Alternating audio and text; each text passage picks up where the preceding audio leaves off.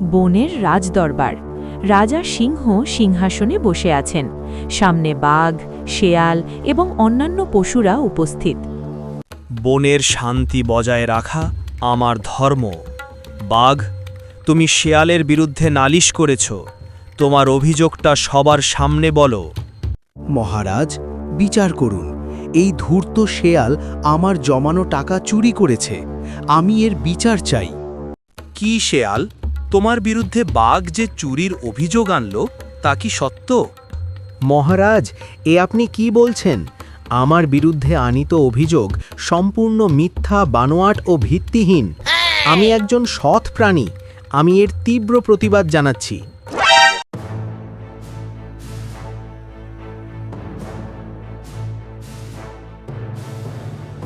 দেখলে তো বাঘ, শেয়াল তো অস্বীকার করছে। তুমি কিভাবে প্রমাণ করবে যে সেই চুরি করেছে? মনে রেখো, অভিযোগ প্রমাণ করতে না পারলে কিন্তু শাস্তি তোমাকেই পেতে হবে। হুজুর, কিছুদিন আগে শেয়াল আমার বাসায় গিয়েছিল। আমি তখন অন্য কাজে ব্যস্ত ছিলাম। ঠিক সেদিন থেকেই আমার টাকাগুলো আর খুঁজে পাচ্ছি না। ও ছাড়া আমার ঘরে আর কেউ ঢোকেনি। ডাহা মিথ্যে কথা মহারাজ। আমি ওর বাসায় গিয়েছিলাম ঠিকই, কিন্তু আমি কেন ওর টাকা নেব? আমার একটা সততা আছে। ও মিছি আমার চরিত্রে কালি মাখাতে চাইছে। শেয়ালের কথায় তো যুক্তি আছে। বাঘ, তোমার কাছে কি আর কোনো জোরালো প্রমাণ আছে? মহারাজ, মুরগি আমাকে বলেছে সে নাকি প্রতিদিন শেয়ালকে দোকানে যেতে দেখে আর দামি দামি খাবার কিনতে দেখে। যাও, মুরগিকে এক্ষুনি দরবারে হাজির করো। মুরগি, তুমি কি শিয়ালকে প্রতিদিন দোকানে যেতে দেখো?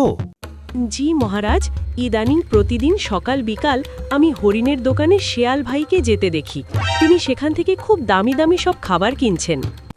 তাই নাকি? ঠিক আছে, এবার দোকানদার হরিণকে ডেকে নিয়ে এসো।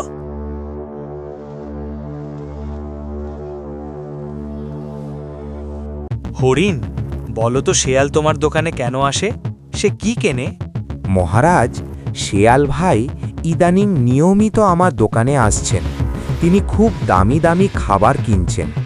একদিন কৌতূহলবশত আমি জিজ্ঞেস করেছিলাম, কি শেয়াল ভাই, হঠাৎ বড়লোক হয়ে গেলেন নাকি? এত টাকা কোথায় পেলেন? মামা লটারিতে অনেক টাকা পেয়েছে। সেই লটারির টাকা থেকেই মামা আমাকে কিছু ভাগ দিয়েছে। আচ্ছা, লটারির টাকা। ঠিক আছে, শিয়ালের মামা কুকুরকে এখানে নিয়ে আসা হোক।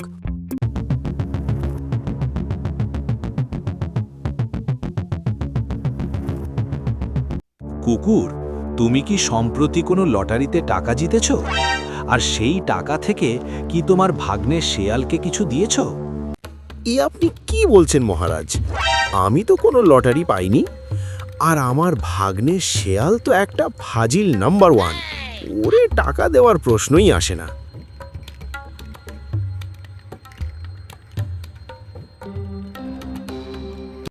শেয়াল এবার মাথা নিচু করে দাঁড়িয়ে থাকল। তার আর বলার কিচ্ছু নেই।